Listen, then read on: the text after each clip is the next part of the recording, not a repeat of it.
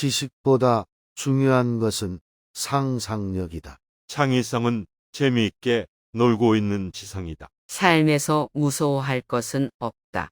단지 이해할 것만 있다. 우리는 모든 상황에서 배울 것이 있다. 어둠의 반대는 빛이 아니라 사랑이다. 사랑은 세상을 빛나게 만들어준다.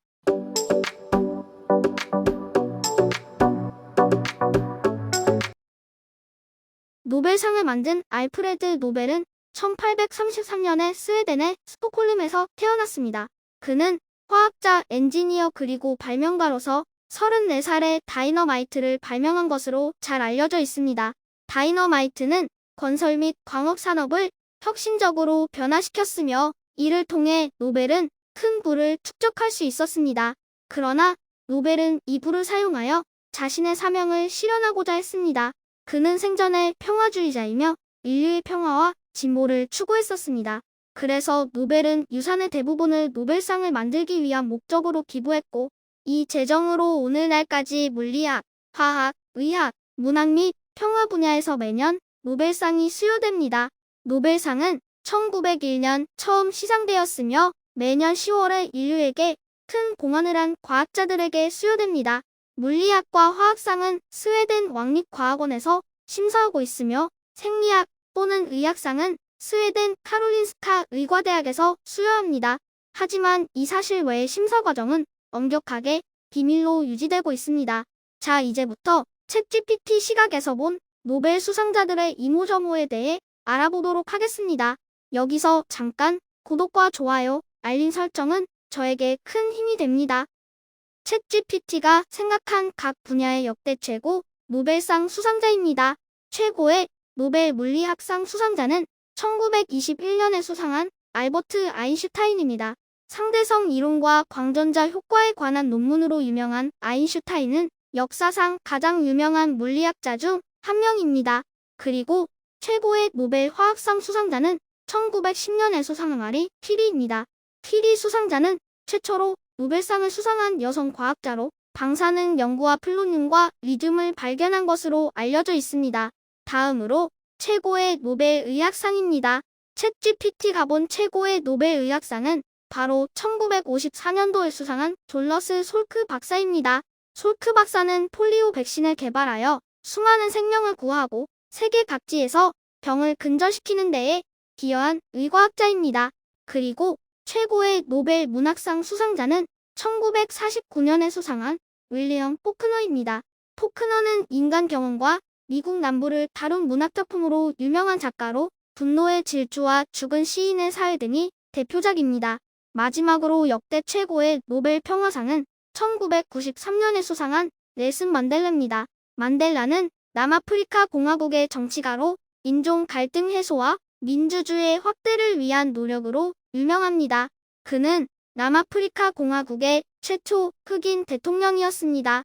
다음으로 가장 오래 산 노벨상 수상자는 누구일까요?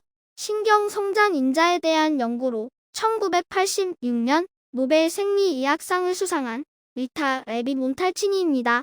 그녀의 획기적인 연구는 신경계의 신비를 풀고 알츠하이머병과 같은 질병을 이해하는 데 기여했습니다. 그녀는 2012년 12월 30일 103세의 나이로 최고령의 노벨 수상자로 우리 곁을 떠났습니다. 다음으로 챗GPT가 느낀 노벨상 제도와 노벨 수상자들의 아쉬운 점입니다. 각자의 분야에서 상당한 공헌을 한 뛰어난 자들이지만 다른 사람과 마찬가지로 그들의 인생에도 아쉬운 점이 있습니다. 첫째로 좁은 초점입니다. 노벨상 수상자들은 종종 해당 분야의 특정 영역에서 획기적인 연구 결과로 인정받습니다. 그러나 이로 인해 해당 영역에 대한 초점이 좁혀지고 잠재적으로 해당 분야의 광범위한 추세와 개발을 놓칠 수 있습니다. 둘째로 노벨상 수상자들의 연령대와 성비가 편향되었습니다. 노벨상 수상자들의 평균 연령대는 시간이 지남에 따라 변화하고 있지만 최근 10년간의 노벨상 수상자들을 살펴보면 대부분의 수상자가 50대나 60대였습니다. 그러나 예외적으로 최연소 수상자로는 17세 말라라 넬리가 있고 최고령 수상자로는 90세의 레오노르 미체리가 있습니다. 그리고 노벨 수상자들의 남녀 비율은 대단히 편향적입니다. 그동안 수상자 중 여성 수상자는 전체 수상자의 약 6%에 불과합니다.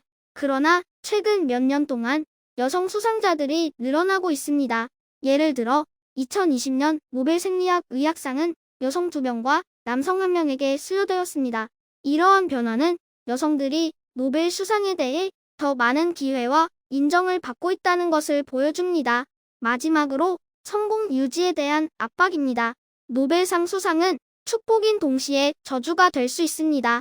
성공을 유지하고 더 많은 획기적인 발견을 해야 한다는 압박이 있을 수 있고, 이는 어렵고 스트레스가 될 수 있습니다. 결론적으로 노벨상 수상자들은 극히 예외적인 사람들이지만 모든 인간이 직면하는 약점과 도전을 안고 살아갑니다. 그러나 그들의 뛰어난 점과 해당 분야에 대한 기여는 잠재적인 약점보다 훨씬 크고 위대하다 생각합니다. 다음으로 노벨 수상자들의 특이한 취미입니다. 이들은 세계에서 가장 놀라운 업적을 달성한 사람들이며 우리는 그들의 과학적 또는 문학적 추구를 넘어서는 그들의 열정을 탐구할 것입니다. 자, 시작하겠습니다. 노벨상 수상자들은 각자의 분야에서 뛰어난 기술과 전문성으로 유명하지만 그들의 취미는 어떻습니까? 그들 중 많은 사람들이 우리를 놀라게 할 몇 가지 특이한 취미를 가지고 있다는 것이 밝혀졌습니다. 가장 유명한 노벨상 수상자 중 한 명인 알버트 아인슈타인부터 시작하겠습니다.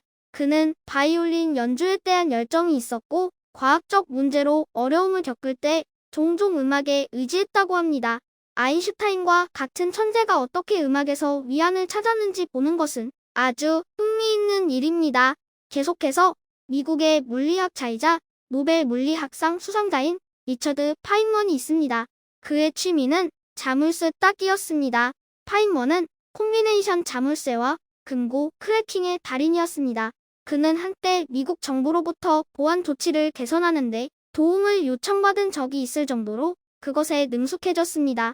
또 다른 노벨상 수상자인 카리 멀리즈는 서핑에 관심이 있었습니다. 그는 심지어 자신의 책인 댄싱 네이키드 인 더 마인드 필드에서 서핑을 얼마나 사랑하는지에 대해 썼습니다. 노벨상 수상자가 파도를 타는 데서 위안을 찾을 것이라고 누가 생각이나 했겠습니까? 다음으로 노벨상 수상자들의 명언을 소개하고 거기에 몇 가지 더해서 챗GPT가 생각하는 새로운 명언을 만들어 보려고 합니다. 첫째로 아인슈타인 박사의 명언입니다. 지식보다 중요한 것은 상상력이다. 창의성은 재미있게 놀고 있는 지성이다. 이는 문제를 다양한 각도에서 바라보는 것이 창의성을 높여 새로운 아이디어를 얻을 수 있다는 것을 알려줍니다. 둘째로 마리 퀴리의 명언입니다. 삶에서 무서워할 것은 없다. 단지 이해할 것만 있다. 우리는 모든 상황에서 배울 것이 있다. 우리는 언제나 새로운 것을 배울 수 있으며 이를 통해 성장할 수 있다는 점을 강조합니다. 세 번째로 마틴 루터 킹 주니어의 명언입니다. 어둠의 반대는 빛이 아니라 사랑이다. 사랑은 세상을 빛나게 만들어준다. 이는 우리가 서로를 사랑하고 이해한다면 세상이 더 밝고 따뜻해진다는 것을 나타냅니다. 지금까지 노벨상 수상자들의 명언에 덧붙여 명언을 만들어 보았습니다. 마지막 순서로 저 또한 노벨상 수상자가 된 것은 아니지만 이들의 영감을 받아 새로운 명언을 만들어 보았습니다. 언제나 포기하지 말고 실패를 인정하면서도 계속해서 앞으로 나아가세요. 이 말은 실패는 성공의 길에 꼭 필요한 것이며 우리는 그것을 받아들이면서도 희망을 잃지 않고 계속해서 나아가야 한다는 것을 강조합니다. 우리가 세상을 바꾸는 것은 작은 일이 아닙니다. 하지만 작은 일을 하며 세상을 바꿀 수 있습니다. 이 말은 우리가 큰 변화를 이루기 위해 매일 조금씩 노력해야 한다는 것을 알려줍니다. 때로는 우리의 능력을 넘어서는 일에 도전해야 합니다.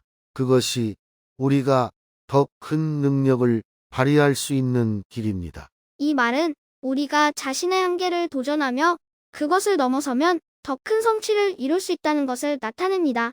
이렇게 챗GPT 노벨상 수상자들을 파헤치다라는 주제를 가지고 여러분과 소중한 시간 나눴는데요. 이 영상이 여러분에게 조금이나마 도움이 되었으면 좋겠습니다. 모두들 다음에 만나요. 뿅.